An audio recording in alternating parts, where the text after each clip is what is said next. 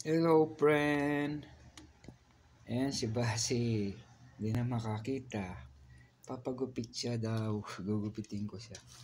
Ayan o. Yan, good girl yan eh. Yan ay.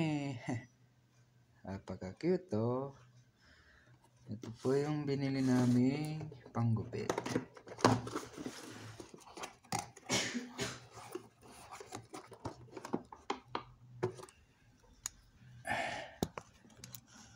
Yan ka lang Basi ha. Huwag kang lilikot ha. Basi. Yan. Gugupitin natin ng konti.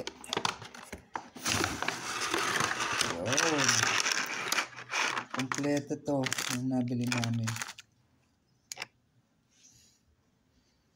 Yan no. Yung pantrim, pangkuko.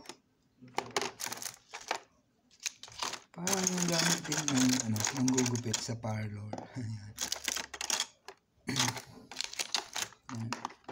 Razor.